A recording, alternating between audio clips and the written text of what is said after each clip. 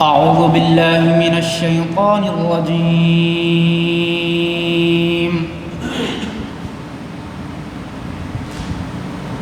بسم الله الرحمن الرحيم.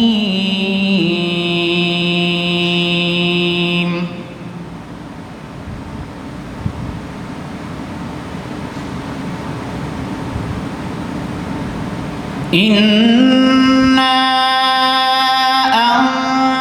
أنزلناه في ليلة القدر وما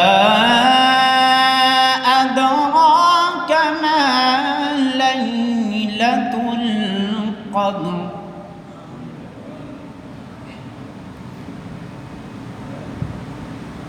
إنا أنزلناه في ليلة القدر وما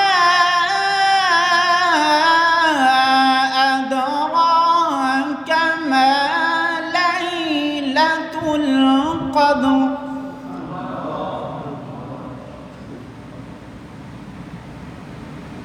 ليلة القدر خير من ألف شهر تنزل الملائكة والروح فيها تنزل الملائكة والروح فيها بإذن ربهم من كل أمر سلام هي حتى مطلع الفجر صدق الله العظيم.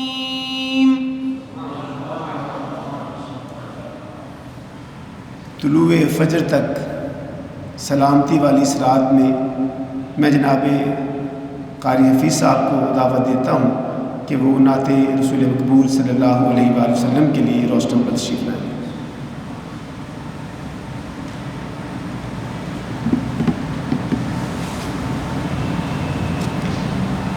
میری بات بن گئی ہے، میری بات بن گئی ہے، تیری بات کرتے کرتے میری بات بن گئی ہے، تیری بات کرتے کرتے تیرے شہر میں آؤں، تیرے شہر میں آؤں، تیری نعت پڑھتے پڑھتے میری بات بن گئی ہے.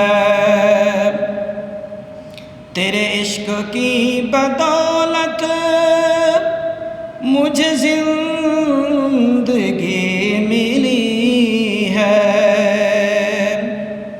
تیرے عشق کی بدولت مجھے زندگی ملی ہے، مجھے موت یوں آئے تیری بات کرتے کرتے میری بات بن گئی ہے. آقا تیری بات کرتے کرتے کس چیز کی طلب ہے، نہ ہے آرزو بھی کوئی،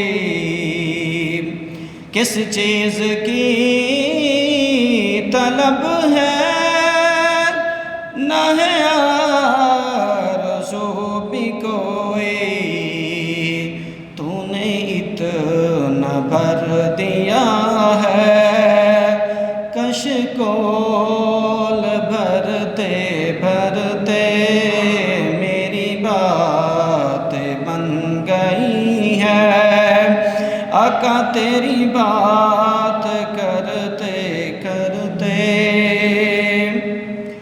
ناصر کی حاضری ہو، کبھی آستاں پہ تیرے ناصر کی حاضری ہو، کبھی آستاں پہ تیرے کہ زمانہ ہو گیا ہے، کہ زمانہ ہو گیا ہے، مجھے آہیں بھرتے بھرتے میری بات بن گئی ہے، آقا تیری بات کرتے کرتے تیرے شہر میں آؤں، آقا تیری نعت پڑھتے پڑھتے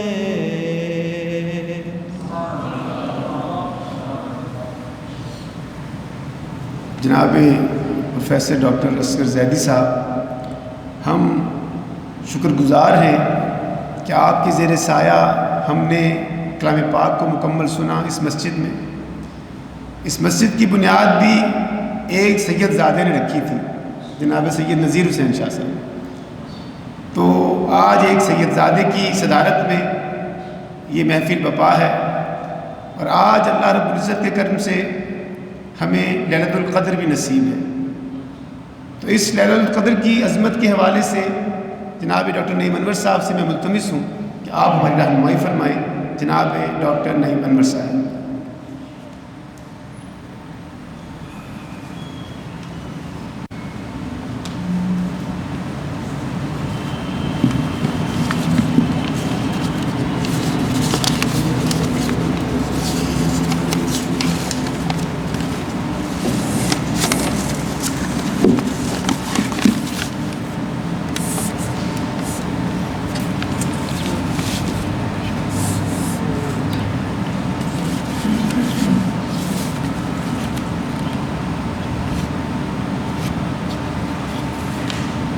نحمده ونصلي ونسلم على رسوله النبي الكريم، أما بعد، فأعوذ بالله من الشيطان الرجيم، بسم الله الرحمن الرحيم، وَنَزَّلْنَا إِلَيْكَ الذِّكْرَ لِتِبْيَانًا لِكُلِّ شَيْءٍ، صدق اللہ العلی العظیم وصدق رسولہ النبی الکریم۔ محترم المقام وائس چانسلر صاحب، محترم المقام پروفیسر ڈاکٹر سلطان شاہ صاحب، معزز حاضرین و ناظرین گرامی قدر، انتہائی مختصر وقت کے لیے آج لیلۃ القدر کی ان بابرکت ساعتوں میں جس موضوع پر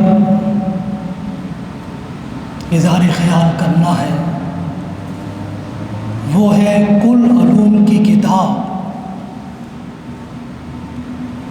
کتاب عظیم قرآن حکیم۔ اللہ رب العزت نے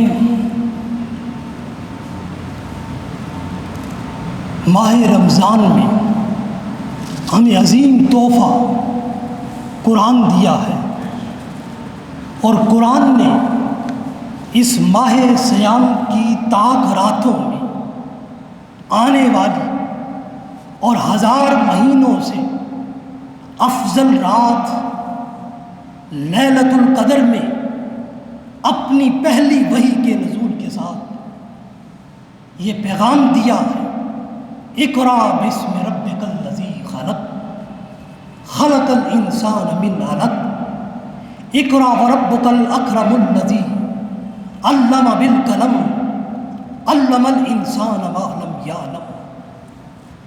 قرآن کی پہلی وحی کا اور اللہ کی آخری کتاب کا تمام انسانوں کے لیے پیغام اقرا ہے، اور دوسرا پیغام علمہ بالقلم ہے، اور ان دونوں کا حاصل کتاب ہے، اور کتاب کا حاصل علم ہے۔ گویا قرآن کا پیغام ہر انسان اور ہر مسلمان کے لیے اصول علم کا ہے، فروغ علم کا ہے، ابلاغ علم کا ہے۔ اب انسان کو اپنی اس ذمہ داری کی ادائیگی کے لیے بحر علم کی حامل کتاب عظیم چاہیے تھی۔ باری تعالیٰ نے یہ اعزاز بھی انسان کو ابلاغ علم کا پیغام دینے والی کتاب قرآن حکیم کے لیے مختص کر دیا ہے۔ قرآن کو اللہ رب العزت نے بحر علم بنا دیا ہے، علم کا سمندر بنا دیا ہے۔ مسلمان کو مبلغ علم اور معلم علم بنا دیا ہے۔ اب قرآن علم کا سمندر ہو تو مسلمان اس علم کا مبلغ بن سکتا ہے۔ اب ہمیں قرآن کے بحر علم ہونے پر اس کی داخلی شہادتوں کا مطالعہ کرنا ہے، اور ان دلائل کو جمع کرنا ہے، اور ان کو اکٹھا کرنا ہے جو قرآن کے بحر علم ہونے کو ثابت کرتے ہیں۔ جب ہم نے قرآن سے کسی مسئلے کو جاننے کے لیے اسی کے عطا کردہ اصول فقہ القرآن افلا یتفکرون افلا یتدبرون کی مدد لی اور قرآن میں تفکر و تدبر شروع کیا، تو قرآن کے وصف جامعیت نے ہماری مدد کی۔ ارشاد باری تعالیٰ ہے وَنَزَّلْنَا إِلَيْكَ الْكِتَابَ تِبْيَانًا لِكُلِّ شَيْءٍ، فرمایا ہے حبیب مکرم، ہم نے آپ پر ایسی کتاب نازل کی ہے جو ہر شے کی تفصیل کو بیان کرنے والی ہے۔ اب اس آیا کریمہ میں لکل شیء سے لکل علم مراد ہے، ہر چیز کے علم کو فرمایا قرآن بیان کرتا ہے۔ قرآن اسی دعوی علم اور جامعیت قرآن کے تصور کو سورہ انعام میں بھی بیان کرتا ہے۔ فرمایا ما فرطنا فی الکتاب من شیء، اے رسول مکرم صلی اللہ علیہ وآلہ وسلم، ہم نے اپنی تخلیق کردہ کوئی چیز ایسی نہیں چھوڑی جس کی تفصیل قرآن میں نہ ہو۔ اس آیا کریمہ میں من شیء کے کلمات من علم کو بیان کر رہے ہیں کہ کوئی ایسا علم نہیں جس کا ذکر ہم نے اس قرآن میں نہ کیا ہو۔ امام راغب اصفہانی اسی لیے بیان کرتے ہیں تسمیتا حاضل کتاب قرآن لکونہ جامعا لثمرۃ کتبہ وثمرۃ جمیع العلوم، مفردات میں فرماتے ہیں قرآن کو قرآن اس لیے کہتے ہیں کہ یہ تمام کتابوں کے ثمرات و مطالب اور تمام علوم و فنون کا جامع ہے، اسی لیے یہ قرآن ہے، اسی لیے یہ قرآن ہے۔ حاضرین و ناظرین گرامی قدر، قرآن نے اپنے علم کے حوالے سے ایک اور دعویٰ سورہ بنی اسرائیل میں کیا ہے، اور ارشاد فرمایا وَكُلَّ شَيْءٍ فَصَّلْنَاهُ تَفْصِيلًا، ہم نے قرآن میں ہر چیز کا الگ الگ مفصل بیان کیا ہے۔ اب اس آیا کریمہ میں لفظ کل شیء کی حقیقت کیا ہے؟ اگر اس سے مراد کل علم ہے تو قرآن سے ہر علم کا اصول کیسے ممکن ہے؟ قرآن سے ہر علم کا جاننا کیوں کر ممکن ہے؟ اگر کوئی قرآن کو کل علوم کا ماخذ اور منبع دیکھے تو وہ کیسے اور کس طرح علامہ ابن برہان قرآن کے بحر علم ہونے اور جامع العلوم ہونے کو یوں ثابت کرتے ہیں.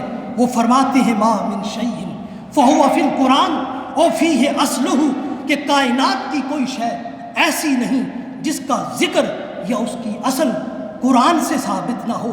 گویا قرآن میں ہر چیز کا ذکر صراحت کے ساتھ ملے گا یا اس کی اصل کا ذکر قرآن میں ضرور موجود ہوگا. ہاں اس بات میں کوئی شک نہیں کہ ہر شخص قرآن سے اخذ کرنے اور استدلال کرنے کی استعداد اور صلاحیت کامل نہیں رکھتا. اس لیے امام جلال الدین سیوطی فرماتے ہیں ما من شیء الا یمکن استخراجہ من القرآن لمن فہمہ اللہ، کا کائنات کا کوئی علم اور کوئی شے ایسی نہیں ہے جس کا استخراج اور استنباط آپ قرآن سے نہ کر سکیں، لیکن یہ علوم و معارف اسی پر آشکار ہوتے ہیں جس کو رب ذوالجلال نے خصوصی فہم قرآن عطا کیا ہو. اور اسی طرح قرآن اپنے جامع العلوم ہونے کا دعویٰ یوں بھی کرتا ہے. ارشاد فرمایا سورہ الانعام میں ولا رطب ولا یابس الا فی کتاب مبین، اس کائنات میں کوئی خشک و تر چیز ایسی نہیں جس کا بیان اللہ نے اپنی اس روشن کتاب قرآن میں نہ کیا ہو. حاضرین و ناظرین گرامی قدر، اب اسی آیہ کریمہ میں رطب تر کے معنی میں ہے، یابس خشک کے معنی میں ہے، اور یہ آیت قرآنی اعجاز اور فصاحت و بلاغت کی دلیل عدم ہے. اس لیے اس کائنات ارضی اور سماوی کا کوئی وجود اور کوئی ذرہ ایسا نہیں جو خشکی اور تری دونوں حالتوں سے خارج ہو.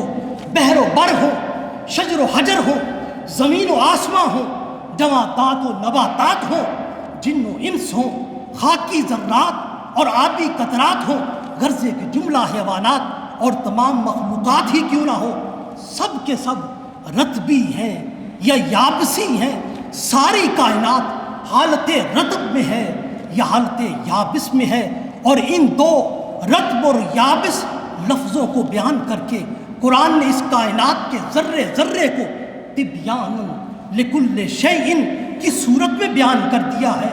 اور یہ قرآن کے سارے علوم جن پر منکشف ہوئے ہیں، اگر ان سے پوچھو تو وہ بتاتے ہیں کہ قرآن کے اندر سب کچھ موجود ہے. ان صاحبان علم کی نمائندگی کرتے ہوئے حضرت عبداللہ ابن عباس بیان کرتے ہیں لو دعالی قال بعیر لوجدتہ فی کتاب اللہ. فرماتے ہیں کہ لوگوں، اگر میرے اونٹ کی نکیل اس زمین پر گم ہو جائے تو وہ میں قرآن پڑھ کر اس کو تلاش کر سکتا ہوں. اسی طرح امام شافعی اپنے زمانے میں ایک کھلے چیلنج اور ایک تحدی عام کے ذریعے سے بیان کرتے ہوئے نظر آتے ہیں کہ قرآن کو باری تعالیٰ نے علوم اولین اور آخرین کا جامع بنایا ہے، اور فرمایا کہ تم زمانے بھر کا جو سوال چاہو مجھ سے پوچھ لو، میں تمہیں ہر سوال کا جواب قرآن سے دوں گا.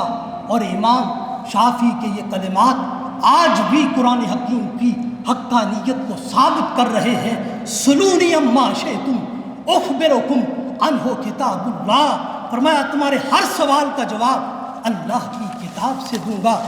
حاضرین و ناظرین گرامی قدر، یہ نکتہ قابل غور ہے کہ امام شافعی کے ہر سوال کا جواب قرآن سے دینے کی وجہ کیا ہے. اس کو امام ابو الفضل مرسی اپنے قول کے ذریعے واضح کرتے ہیں کہ قرآن کیسی کتاب علم ہے. فرماتے ہیں جمع فی القرآن علوم الاولین والآخرین.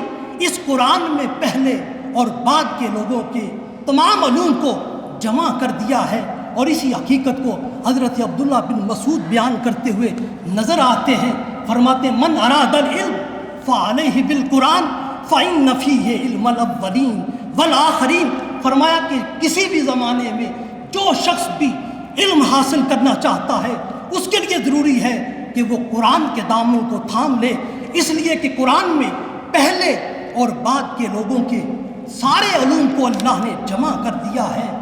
حاضرین و ناظرین گرامی قدر، عصر حاضر میں انسان ترقی کرتا کرتا فضاؤں اور خلاؤں کے سینے چیرتا ہوا 1961 کو چاند کی سطح پر اپنے علم اور ٹیکنالوجی کی بنا پر جا پہنچا۔ سائنس اور ٹیکنالوجی کے ذریعے حاصل ہونے والی انسان کی اس کامیابی کا ثبوت بھی قرآن سے اہل علم نے ثابت کر دیا ہے۔ سورہ الانشقاق کی یہ آیات کریمہ تسخیر ماہتاب کے واقعہ کو ثابت کرتی ہیں۔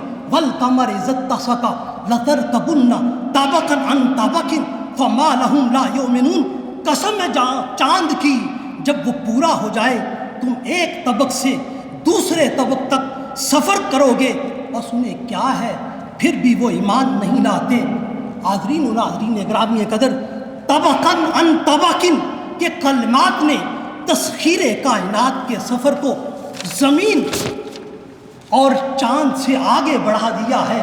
اگر قرآن من الارض الی القمر کے الفاظ کہہ دیتا تو تسخیر کا یہ سفر محدود ہو جاتا، زمین سے چاند تک ہی انسان تسخیر کائنات کا سفر کر سکتا، لیکن قرآن نے طبقاً عن طبقن فرما کر آج انسان کو تسخیر کائنات کی ایک کھلی دعوت دے دی ہے، جس کے نتیجے میں آج انسان مریخ اور مشتری کی طرف اپنے تسخیری سفر کو بڑھا رہا ہے۔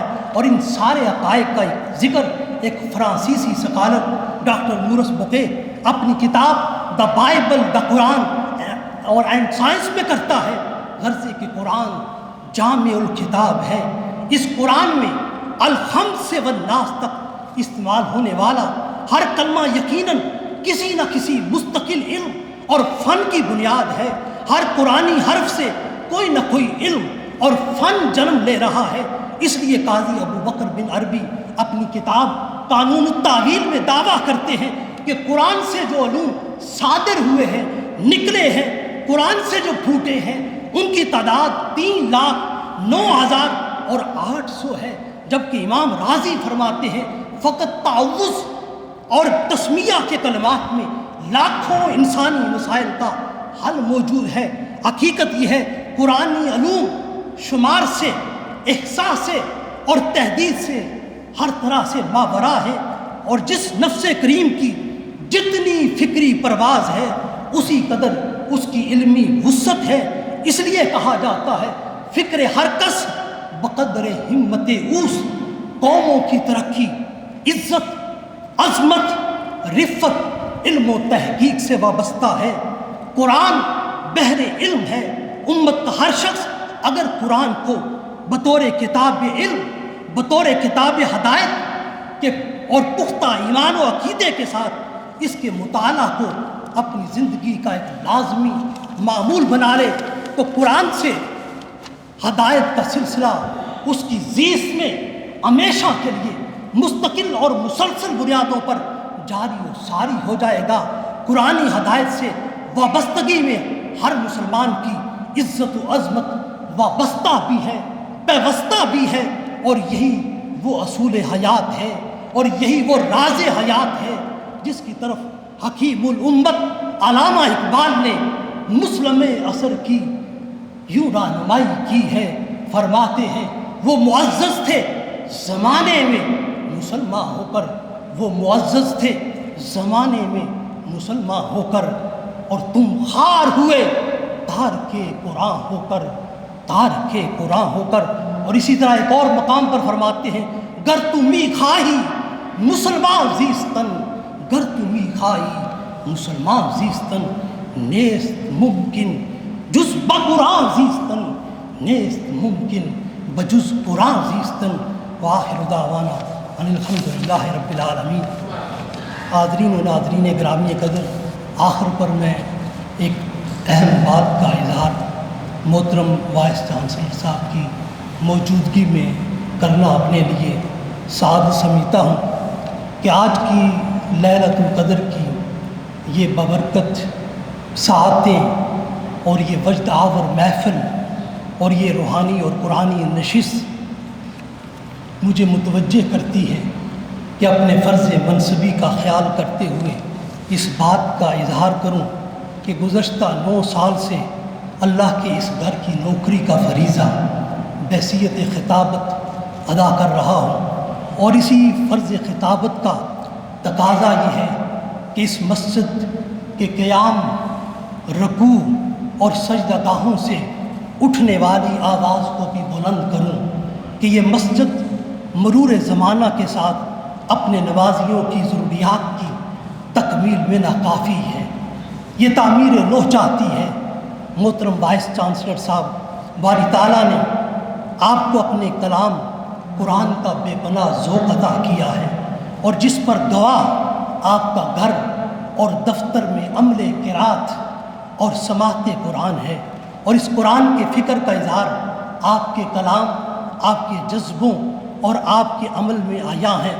یقیناً آپ بہت بڑی مبارکباد کے مستحق ہیں کہ آپ نے دیکھتے ہی دیکھتے سائنس بلاک میں ایک خوبصورت، دیدہ زیب اور دلکش مسجد اپنی بھرپور دلچسپی کے ذریعے بنا دی ہے، اور آج یہاں یہ جامع مسجد، اس میں جب وائس چانسلر کی تقرری کا وقت تھا اس وقت دعائیں کی جا رہی تھیں، اور اس یونیورسٹی کے لیے اور اس پورے یہاں کے اس خطے کے لیے کہ یہاں پر ایک ایسی شخصیت، ایک ایسی ذات آئے جو بالخصوص پوری یونیورسٹی کو بھی ڈیولپ کرنے کے ساتھ ساتھ اس مسجد کو بھی آباد کرنے کی طرف متوجہ ہو۔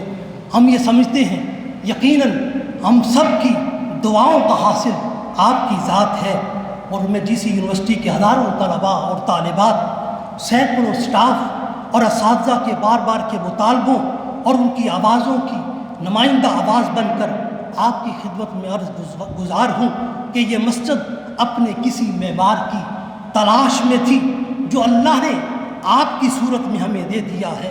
آپ ہی ہمارے میر کارواں ہیں، نگاہ بلند، سخن دل نواز، جہاں پرسوز کہ قائدانہ اوصاف کے مالک آپ ہی ہیں۔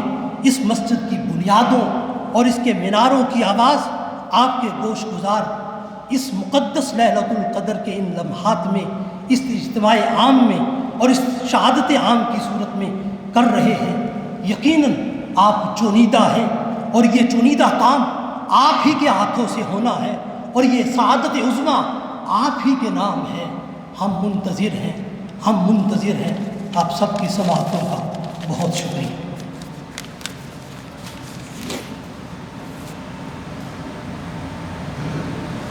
ماشاءاللہ ڈاکٹر صاحب سلامت رہے۔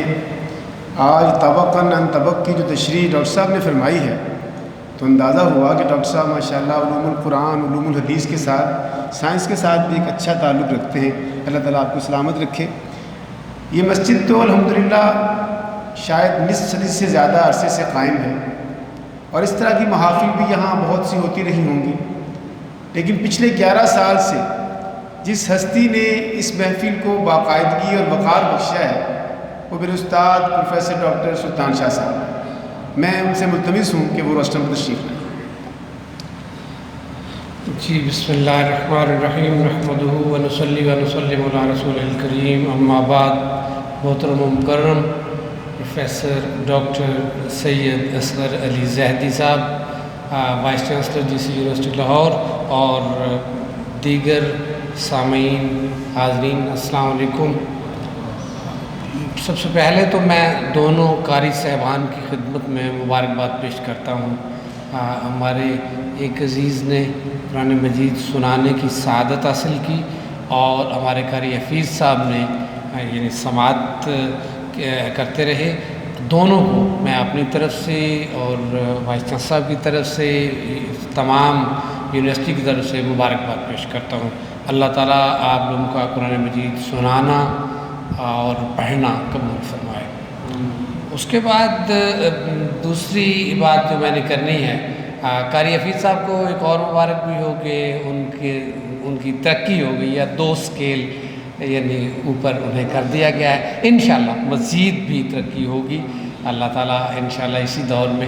جو تھوڑی بہت رکاوٹ تھی ہم نے بڑے تھوڑے وقت میں دور کر کے تو وہ کوشش کی کہ کیونکہ یہ بہت اچھی خدمت کر رہے ہیں مسجد میں، 5 وقت نماز باقاعدگی سے پڑھانا، بہت اچھے قاری ہیں، عالم بھی ہیں، اور اللہ نے انہیں قرات بہت اچھی عطا کی ہے، بہت اچھی آواز ہے، بہت اچھی نعت شریف پڑھتے ہیں۔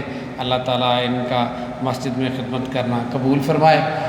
دوسرا مجھے جو بہت اپریشیٹ کرنا ہے وہ ڈاکٹر محمد نعیم انور صاحب کو کرنا ہے. ڈاکٹر محمد نعیم انور صاحب طویل عرصے سے یہ فریضہ سر انجام دے رہے ہیں کہ ہر جمعے کا خطبہ یا کوئی اہم موقع ہوتا ہے تو وہ بڑی محنت کر کے لیکچر تیار کر کے وہ آپ سے خطاب فرماتے ہیں. اور یہ کام جسارت میں نے ہی کی تھی کہ کچھ مسئلہ تھا تو ڈاکٹر خلیق صاحب کو ہارٹ اٹیک ہوا، وہ پی آئی سی میں تھے، میں وہاں ملنے گیا تو مجھے کہتے ہیں کہ اس کا کوئی بندوبست مسجد کا کریں. میں کیا ہو گیا، میں آیا، میں 2-3 اپنے کولیگز کو بلایا اور میں ان سب میں سے زیادہ اہل انہیں سمجھتا تھا. ڈاکٹر صاحب الازہر یونیورسٹی سے بھی پڑھے ہوئے ہیں اور دینی علوم اللہ تعالیٰ نے انہیں عطا کیے ہیں، اور پھر وسعت ہے. جسی یونیورسٹی کی مسجد کا جو خطیب ہے اس کو ایسا ہی ہونا چاہیے. ہم یہاں سارے مسلمانوں کی وحدت کی بات کریں، جہاں کسی کا دل نہ دکھے، جو مسجد میں اس کا دل کرے آئندہ آنے کے لیے بھی. کسی کا کوئی نقطہ نظر ہو سکتا ہے. ہمیں یہ ہر بندہ جو پیدا ہوتا ہے وہ اپنے ماں باپ کے دین پہ پیدا ہوتا ہے. ہمیں نہیں پتہ کہ ان کو ماں باپ نے جو کچھ سکھایا ان کے نزدیک کوئی دین ہے. تو اس لیے وہ وسعت جو یہاں درکار تھی ہمیں نعیم انور صاحب کی شکل میں ایسا انتہائی اہل شخص ملا، اور ہم ان کے ممنون ہیں کہ یہ انہیں بیچ میں یہاں ہارٹ اٹیک بھی ہوا ہے خطبے کے بعد تو، لیکن انہوں نے یہ کام نہیں چھوڑا. اللہ انہیں خوش رکھے. اور اس میں ان کے گھر والوں کا ان سے بھی زیادہ ہاتھ ہے. ان کے گھر والے نے کہیں سے آیا کہ فلاں جگہ آپ لیکچر دیا کریں تو اتنا اٹریکٹیو پیکیج یہ وہ، تو وہ ہماری بھابھی محترمہ ماشاءاللہ پی ایچ ڈی ہیں، تو انہوں نے انہیں اجازت نہیں دی. انہوں نے کہا جی سی میں جمعہ آپ نے یعنی جمعے کا خطبہ دینا ہے. اللہ تعالیٰ ان کی یہ جو کوشش ہے اس کو قبول فرمائے. اور یہ میرے شاگرد رشید ہیں خورشید صاحب، انہیں میں نائب کہتا ہوں. نائب اس لیے کہتے ہیں کہ جب ضرورت ہوتی ہے کہتے ہیں جی نہیں منور صاحب کو آئیے، مسئلہ ہے آپ نے جمعہ پڑھا دیتے ہیں. تو یہ ایک بڑی اچھی بات ہوتی ہے اپنے ادارے کے ساتھ. باقی آپ سارے نمازی بڑے خوش نصیب ہیں کہ آپ نے قرآن مجید سنا. یقیناً قرآن مجید کا پیغام وقتاً فوقتاً ڈاکٹر صاحب انتہائی اچھے انداز میں آپ کو بیان فرماتے رہتے ہیں. کوشش کیجئے کہ جتنا قرآن مجید آپ کو سمجھ آیا ہے اس سے زیادہ سمجھ آئے، سنیں بھی سمجھیں بھی اور اس پر عمل کرنے کی بھی کوشش کریں. آپ بڑے خوش قسمت ہیں کہ میرے اور آپ کے جو وائس چانسلر ہیں جو ہمارے میر کارواں ہیں، وہ ان کے ریٹائرنگ روم میں ہر وقت قرآن مجید چل رہا ہوتا ہے ٹی وی پہ. یقین کیجیے، یہ میں بالکل بڑی ذمہ داری سے کہہ رہا ہوں. آپ لوگوں کو وہ بات نہیں پتہ جو مجھے پتہ ہے. قرآن سے لگن ہے، قرآن سے محبت ہے. یہ محبت جو ہوتی ہے اس کا رزلٹ ہمیشہ وہ اس میں برکات ہوتی ہیں، اللہ پھر کرم فرماتا ہے. اور ابھی کل بلکہ مجھے ہمیں سب کو جو کور کمیٹی کو فارورڈ بھی کیا، وہ سعود یونیورسٹی نے جو اپنی ویب سائٹ قرآن مجید کی بنائی ہے، تو مسلمان یقیناً کام کر رہے ہیں قرآن مجید کا. ہر ایک کا اپنا اپنا حصہ ہے. مصر والے بڑے خوبصورت انداز میں قرآن مجید کی تلاوت کرتے ہیں. ایران والے بڑا خوبصورت قرآن مجید کی تلاوت کرتے ہیں. اب میں کل ڈاکٹر صاحب کی خدمت میں عرض کر رہا تھا کہ مشہد میں جہاں امام علی رضا علیہ السلام کا مزار پاک ہے، وہاں باقاعدہ ایران کی گورنمنٹ نے ایک بہت بڑا کمپلیکس بنایا ہے جس میں دنیا کی ہر زبان کا ہر ترجمہ حاصل کر کے وہ رکھ رہے ہیں. جس کو جو ضرورت ہوگی تحقیق کے لیے وہ وہاں سے لے لے گا. اور یہ بہت بڑی بات ہے، یہ کوئی چھوٹی بات نہیں ہے. قرآن مجید کے سارے تمام تراجم حاصل کرنا، ہر زبان کے ترجمے حاصل کرنا اور وہ وہاں رکھنا، یقیناً اپنے اپنے طور پہ مسلمان قرآن کی خدمت کر رہے ہیں. لیکن اصل جو قرآن مجید کا ہمارے اوپر کچھ حقوق ہیں، ہمیں ان کا خیال کرنا ہے کہ ہم قرآن مجید کی تلاوت کیا کریں اور جتنا بھی وقت ہو. اور اس تلاوت ایسی ہونی چاہیے کہ ہم اس کو سمجھیں بھی. کوئی ترجمہ لے لیں جو آسان ہو، تھوڑا سا پڑھ لیا کریں، 2-4 آیتیں پڑھ لیا کریں. تو یعنی ایک صحابی کا قول ہے کہ غالباً حضرت ابو بکر صدیق رضی اللہ تعالیٰ عنہ کا، کہ مجھے یہ پسند ہے کہ پوری سورت کی نسبت میں ایک آیت پڑھوں لیکن اس کے مفاہیم کو سمجھوں. تو یہ یعنی قرآن مجید کو سمجھنا پھر اس پر عمل کرنا، عمل کرنے کی بڑی اہمیت ہے. اور قرآن مجید جب تلاوت ہو رہا ہو چپ رہا کرے ہمارے اوپر واجب ہوتا ہے قرآن مجید کو سننا، لوگ نہیں خیال کرتے، اسی لیے اسپیکرز کا استعمال بے جا ہوتا ہے، بلا وجہ نہیں کرنا چاہیے، کیونکہ لوگ اگر کوئی نہیں سن رہے تو پڑھنے والا ان سب کو گناہ گار کر رہا ہے، ایسا ہمیں نہیں کرنا چاہیے۔ پھر قرآن مجید میں جو اس کا پیغام ہے، اس کو ہمارا فرض ہے کہ باقی مسلمانوں تک پہنچائیں، باقی اقوام تک پہنچائیں، اپنے اپنے انداز میں جس طرح ہم پہنچا سکتے ہیں۔ پھر اس کے بعد قرآن مجید میں تفکر کرنا، تفکر فی القرآن بھی مسلمانوں کا فریض ہے۔ ہمارے علماء کو، ہمارے اسکالرز کو اپنے ہر مسئلے کا حل تفکر فی القرآن کے ذریعے قرآن مجید سے ڈھونڈنا ہے، اور الحمدللہ ملتا ہے، ایسی کوئی بات نہیں ہے۔ جس نے جو علم چاہتا ہے اس علم کے لیے اگر وہ قرآن مجید کو پڑھے گا، اس میں تفکر کرے گا، اس کو اپنے مسئلے کا حل یقیناً ملے گا۔ اب یہ ہمارے اوپر ڈیپینڈ کرتا ہے، چونکہ ہمیں علوم آتے نہیں ہوتے، تو بہت اچھا ہو کہ اگر تمام علوم کے ماہرین کو ایک جگہ بٹھا دیا جائے اور قرآن کے اسکالرز کو بٹھا دیا جائے، پھر انہیں کہا جائے کہ ایسی تفسیر اس زمانے کے مطابق ڈیولپ کرو جس اس میں ہر علم پھر آئے گا۔ تو لیکن ایسا ابھی تک ہوا نہیں ہے۔ جب انڈیویجولز کوشش، ایران نے ایک ایسی کوشش کی ہے، وہ مکارم شیرازی صاحب کی سپرویژن میں ایک بورڈ بنا تھا، لیکن وہ بھی اس میں ہر علم کا ایکسپرٹ نہیں تھا۔ اگر ہر علم کا ایکسپرٹ ہو، اس میں سوشل سائنسز کے ایکسپرٹ ہوں، نیچرل سائنسز کے ایکسپرٹ ہوں، تو یقیناً اس سے ہم قرآن مجید سے اور زیادہ استفادہ کر سکیں گے۔ تو باہر ایک بار میں پھر دونوں قاری صاحبان کو مبارکباد پیش کرتا ہوں، اور نمازیوں کو جو یہاں تشریف لاتے رہے انہیں مبارکباد پیش کرتا ہوں۔ ہاں، میں امین صاحب کو مبارکباد دوں گا کہ ان کے بیٹے نے قرآن مجید یعنی سنایا ہے، اللہ تعالیٰ انہوں نے بیٹے کو حافظ بنایا ہے، اللہ انہیں اس کا اجر عظیم عطا فرمائے۔ وآخر دعوانا الحمدللہ۔ اب ہم خطبہ صدارت کے لیے منتظر ہیں۔ میں ملتمس ہوں پروفیسر ڈاکٹر اصغر زیدی صاحب، وائس چانسلر جس یونیورسٹی لاہور سے، کہ وہ روشن پر تشریف لائے خطبہ صدارت کے لیے۔ جی، بسم اللہ الرحمن الرحیم، السلام علیکم۔ بہت سی علم و فکر کی بات ہو گئی جی، اس میں میرا کچھ کہنا جو ہے وہ بہت زیادہ نہیں بنتا، صرف یہ ہے کہ ہماری کوشش اپنی طور پہ جاری و ساری ہے کہ ہم قرآن اور سیرت سے اپنا تعلق قائم رکھیں، جو بھی کام کریں وہ قرآن کے علم کی روشنی میں کریں، اور جو بھی ہم نے اچھی بات سیکھنی ہے وہ سیرت رسول سے سیکھیں۔ تو یہ ہماری ہر وقت کوشش ہوتی ہے، اسی لیے ہم نے اب اپنے بی ایس آنرز میں قرآن وتھ ٹرانسلیشن کا ایک پورا کورس جو ہے وہ 3 کریڈٹ کا شروع کیا ہے، جس میں کوشش ہوگی کہ پورے 4 سال جو ہے بچے قرآن وتھ ٹرانسلیشن پڑھتے رہیں۔ اسی طریقے سے ہم ایک اپنا نیا پروگرام شروع کرنے والے ہیں جو کہ بزنس مینجمنٹ کورس ہے، جس میں عام طور پہ بچے اکاؤنٹنگ پڑھتے ہیں، مارکیٹنگ پڑھتے ہیں۔ ہم نے اس میں ایک نئی جدت پیدا کرنے کی کوشش کی ہے کہ ہم کوشش کر رہے ہیں کہ اس میں جو بچے آ کر ہمارے گورنمنٹ کالج یونیورسٹی میں بزنس مینجمنٹ پڑھیں، اس میں وہ تصوف بھی پڑھیں، اس میں قرآن بھی پڑھیں، اور قرآن کے فلسفے کو سامنے رکھتے ہوئے سمجھیں کہ کس طریقے سے وہ ایک اچھے کاروباری انسان بن سکتے ہیں، اچھی ہو۔ تو یہ ایک ایسی چیز ہے کہ جس سے ہمارا تعلق قرآن سے، ہمارا دامن، قرآن کا دامن ہمارے ہاتھ سے کبھی بھی نہیں جاتا، جہاں پر بھی ہماری کوشش ہوتی ہے کہ ہم وہی کریں۔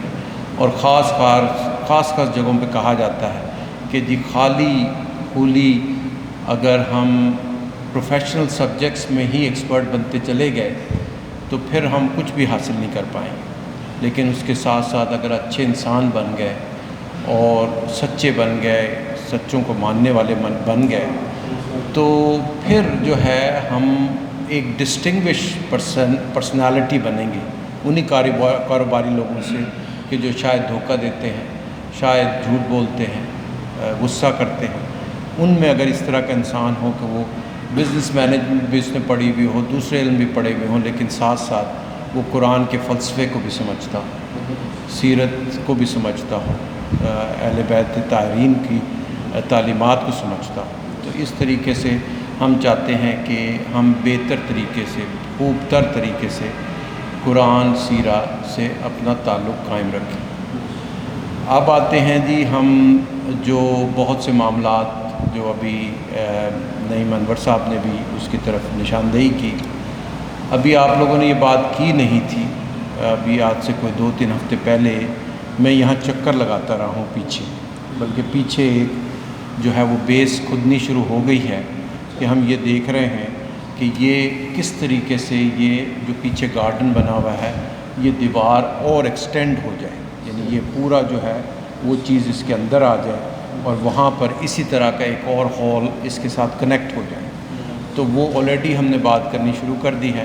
اس وقت اچھا ہوا کہ آپ نے یاد دلا دیا کہ اس وقت ہم جو ورکس کمیٹی کا بجٹ ہے وہ بنا رہے ہیں، تو اس میں 2-4 پروجیکٹ جو ہیں وہ بہت ان کو میں اہمیت دے رہا ہوں، اور اب آپ کی یاد دلانے پر اس پروجیکٹ کی بھی اہمیت اور بڑھ جائے گی. جو ایک پروجیکٹ جس کی طرف اہمیت دے رہا ہوں اس کا ذکر کرنا اس لیے ممکن ہے کہ جیسے جیسے ہمارے فنینشیل معاملات جو ہیں بہتر ہوتے چلے جائیں گے، ویسے ویسے ہم اس پوزیشن میں ہوں گے کہ ہمیں کسی اور کے آگے ہاتھ نہیں پھیلانا پڑے گا. ہمارے پاس اپنے اتنے پیسے ہوں گے ادارے کے کہ آپ کہیں جی اس کے ساتھ یہ والی زمین بھی شامل کر لیں، یہاں سے بھی ایکسٹینڈ کر دیں، اس کو ساری بلڈنگ کو دوبارہ سے بنا دیں. تو وہ بھی اگر ہمارا ہاتھ مضبوط ہوگا، جس دن ہمارا ادارے کا ہاتھ مضبوط ہوگا تو ہمارے لیے یہ 2-4 کروڑ ادھر خرچ کر دینا یا ادھر خرچ کر دینا کوئی معمولی سی بات ہوگی. تو اس کے لیے ہم نے اس سال بڑا اہم میں نے ایک عزم کیا ہے کہ ہم جو یہ اردو بازار کی طرف سے ہمارا جو گیٹ کھلتا ہے اور جو اس طرف جب ہم چلتے ہیں تو اس طرف ہم نے تقریباً 7 دکانیں بنانی ہیں، اور اس کے اوپر جو ہیں وہ فلیٹس بنانی ہیں جو کہ ہمارے ہی جو ملازمین ہیں وہاں پر رہ سکیں گے. تو وہ 7 فلیٹس جب بنیں گے تو اس کی آمدنی اتنی ہوگی کہ ہمارا جو ہے آہستہ آہستہ جو ہمارے پیسوں میں ہمارا ہاتھ تنگ رہتا ہے وہ ہمارا تنگ کم ہونا شروع ہو جائے گا. تو پھر ہم جو ہے اس سے اور بہتر طریقے سے اس طرح کے کام کر سکیں گے کہ ہم جو ہے اپنی مسجد کی تعمیر کر دیں، اچھا وضو خانہ بھی جو ہے اس کا بہتر بننے والا ہے. تو وہ انشاءاللہ جی وہ آپ کو بس صرف یہ ہے کہ ہر کام کے لیے مجھے ایک چیمپئن چاہیے ہوتا ہے. چیمپئن سے مراد یہ ہے کہ مجھے ایسا آدمی چاہیے ہوتا ہے کہ جو دن رات اس کی کوشش میں مصروف رہے، کیونکہ وائس چانسلر ہر وقت ہر چیز کے بارے میں خیال نہیں کر پاتا. ایک چیز کی طرف خیال کرتا ہوں تو دوسری طرف سے جو ہے کمی ہو جاتی ہے. اس لیے مجھے اپنی ٹیم کے اندر ایسے لوگ چاہیے کہ جو ایک پروجیکٹ کو پکڑیں اور دن رات میرے پیچھے بھی بھاگیں. کبھی مجھ سے کچھ منظوری کرا رہے ہیں، جو دوسرے آفس ہے ان کے پاس جا رہے ہیں، وہ سارا جو جسے کہتے ہیں لیگ ورک وہ کرنے والا ہو. تو آپ میں سے بھی یا تو نعیم انور صاحب یا خورشید صاحب یا اور وہ جو ہیں کوئی چیمپئن بنے اس کاز کا کہ ہم نے مسجد کی ایکسٹینشن کرانی ہے، اس کے لیے بجٹ کہاں سے منظور ہوگا، کہاں سے کیا کیا پیپر کرنے ہوں گے، وہ سب جو ہے نا وہ کریں تاکہ پھر میں اس کا ہاتھ مضبوط کروں گا تو وہ آسانی سے ہو جائے. تو بہت بہت شکریہ آپ کا. سب سے پہلے تو قاری صاحبان کا بہت شکریہ کہ آپ نے اتنا، حفیظ صاحب اور حافظ فیاض صاحب دونوں کا بہت بہت شکریہ. خورشید صاحب آپ کا بہت شکریہ، اور نعیم صاحب آپ کا کہ آپ اتنی خشوع و وضو سے سب کام کرتے ہیں. اور پروفیسر سلطان شاہ صاحب کو تو جتنی بھی تعریف کی جائے، جتنی بھی کہ یہ نہ صرف میرا ہاتھ مضبوط کرتے ہیں بلکہ ہر قسم کے معاملات میں جو ہے یہ آگے آگے پیش ہوتے ہیں ہر قسم کے. اس میں ندیم عابد صاحب میری ٹیم کے بہت اہم رکن ہیں. اسی طریقے سے بابر عزیز صاحب جو ہیں ہمارے بہت اہم رکن ہیں، اور سب حضرات جو کہ کہیں نہ کہیں کسی نہ کسی موقع پر جو ہے وہ ہم بیسیکلی سب ایک ہی ٹیم کا حصہ ہیں. چاہے وہ کوئی پروفیسر پڑھانے والا ہو یا وہ کوئی سیکیورٹی گارڈ ہو یا وہ کوئی نائب قاصد ہو، ہم سب ایک ہی ٹیم کا حصہ ہیں. ہمارے اپنے اپنے چھوٹے چھوٹے رولز ہیں. ہم اپنی اپنی جگہ اگر وہ رول اچھے طریقے سے پورا کرتے رہیں تو ہمیں کوئی فرق نہیں پڑے گا. بڑے سے بڑا دشمن بھی ہوگا تو وہ ہمارا کچھ نہیں بگاڑ سکے گا. تو ہمارا فرض بنتا ہے کہ جو ہماری ڈیوٹی جہاں جہاں اللہ تعالیٰ نے لگائی ہے، میں جو آج یہاں کھڑا ہوں آپ کے سامنے اور یہ جتنی خوبصورتی سے نعیم انور بھائی نے بات کی، اس سے صاف ظاہر ہوتا ہے کہ میں ایک قدرت کا حصہ بنا ہوا ہوں. قدرت نے میری ڈیوٹی لگائی ہوئی. یہ کوئی ایسے ہی نہیں ہوا کہ میں نے کہیں سے بہت پڑھ لیا تو بہت میری کامیابی ہو گئی، نہیں، خدا نے ساری جگہ دوسروں سے جگہ سے راستہ موڑ کر میرا راستہ اس طرف اس لیے لگایا تھا کہ یہ میں اس کی قدرت کا حصہ بنوں، اور اس قدرت کا حصہ بنتے ہوئے جو نیک کام میں کر سکتا ہوں میں کروں، اور یقین کریں کہ میں دن اور رات اس میں کوشاں رہتا ہوں۔ کوئی لمحہ ایسا نہیں ہوتا کہ میں اس ادارے کے لیے پریشانی گناہ محسوس کرتا ہوں کہ بھئی ابھی یہ کرنا ہے، ابھی وہ کرنا ہے۔ بہت سے حضرات کی آج سے کوئی 10 سے 15 سال کے بعد جی پہلی دفعہ ہم نے آج پروموشن کی، یعنی اس سے پہلے ان کی وہ پروموشن نہیں ہو رہی تھی۔ اسی طریقے سے اور بہت سے لوگوں کی ہم جو ہے کوشش میں مصروف ہیں کہ آپ سب لوگوں کو جو ترقی ہم کرنے والے ہیں ان سب لوگوں کو اس سے فائدہ ہو، صرف یہ نہیں کہ جو اوپر کے ٹاپ کے لوگ ہیں بس انہی کا فائدہ ہو، بلکہ ادارے کی ترقی ہو، اور ادارے کی ترقی سے سب اس میں کنٹریبیوٹ کریں اور سب کا فائدہ ہو۔ تو ایک دفعہ پھر آپ سب لوگوں کا بہت بہت شکریہ، آپ نے بہت عزت دی، اور انشاءاللہ ہم جو ہیں آپ کو مجھے کہنے کی ضرورت ہی نہ پڑے، آپ جو ہے نا میرے ساتھ آ کے ملیں، ساتھ کھڑے ہوں، کوشش کریں کہ ہم نے کس طریقے سے جو ہے نا مسجد کو اور ایکسٹینڈ کرنا ہے۔ نعیم انور صاحب کی طرف اشارہ کیا جا رہا ہے کہ نعیم انور صاحب ہی جو ہے بس اب یہ ہے کہ جی اس کی جو پوری بھاگ دوڑ، اس کے لیے پریشانی، رات کی نیند اڑنا، وہ آپ کی ذمہ داری ہوگی، اور ہم اچھا یہ تو کام ایسا ہے اگر ہم کوئی کلاس روم بنانے کھڑے ہوتے ہیں یا کوئی اور چیز تو اس میں تو ہمیں بہت سی تکلیفات کا وہ ہوتا ہے۔ یہ تو کام ایسا ہے کہ بعض اوقات ہمیں 1-2 ڈونر بھی مل جاتے ہیں تو وہی سارے کام کر دیتے ہیں، لیکن اس کے لیے ہے کہ ہم پوری ایک مہم چلائیں، کوئی صاحب جو ہے پوری طرح جو ہے نا اس میں شامل ہوں، میری بھی اس میں شمولیت ہو مکمل، تاکہ پھر ہم انشاءاللہ اگلے سال جب دوبارہ ان لیلۃ القدر کی راتوں میں بیٹھیں تو ہم ایک بڑی مسجد میں بیٹھیں انشاءاللہ۔ بس یہی ہے، صلی اللہ علیہ وسلم۔ تحائف میں سب سے خوبصورت تحفہ پھولوں کا ہوتا ہے، تو جناب سہیل صاحب سے میں ملتمس ہوں کہ سب سے پہلے پھولوں کا تحفہ جناب وائس چانسلر صاحب کی خدمت میں پیش کیا جائے، اور پھر آپ کے دست مبارک سے اب ہم ملتمس ہیں وائس چانسلر صاحب سے کہ وہ ڈاکٹر سلطان شاہ صاحب کے گلے میں پھولوں کا تحفہ پیش کریں۔ جناب ڈاکٹر نعیم انور صاحب بھی منتظر ہیں کہ وائس چانسلر صاحب ان کو ہار پہنائیں گے۔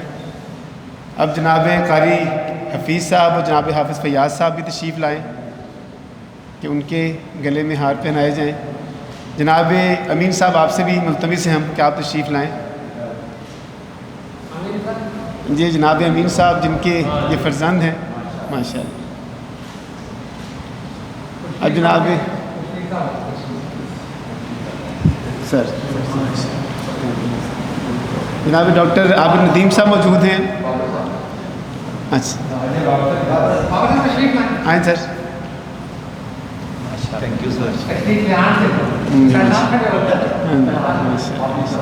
ڈاکٹر عابد ندیم صاحب، اور last but not the least حافظ اویس صاحب۔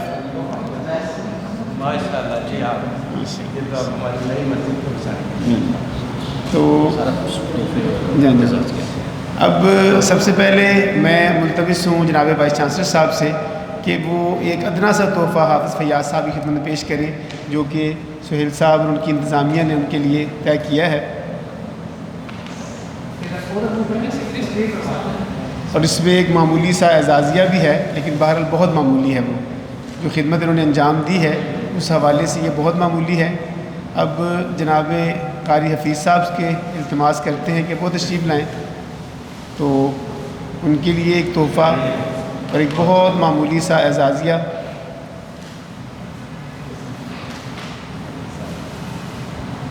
ماشاءاللہ، اور یہ جو مٹھائی کا ڈبہ ہے یہ علماء کو بہت پسند ہوتا ہے، اس لیے جناب ڈاکٹر نعیم انور صاحب کے لیے ہم نے ایک تحفہ، ایک مٹھائی کا ڈبہ، چونکہ علماء مٹھائی کو بہت پسند کرتے ہیں، ان کی زبان میں اللہ تعالیٰ نے مٹھاس دے رکھی ہے، اور یہ ہے جی وہ مٹھائی کا ڈبہ جس کا ذکر کیا جا رہا تھا۔ تو ہم بہت شکر گزار ہیں جناب وائس چانسلر صاحب کے، اور تمام جناب وائس چانسلر صاحب بھی مٹھائی پسند کرتے ہیں ماشاءاللہ۔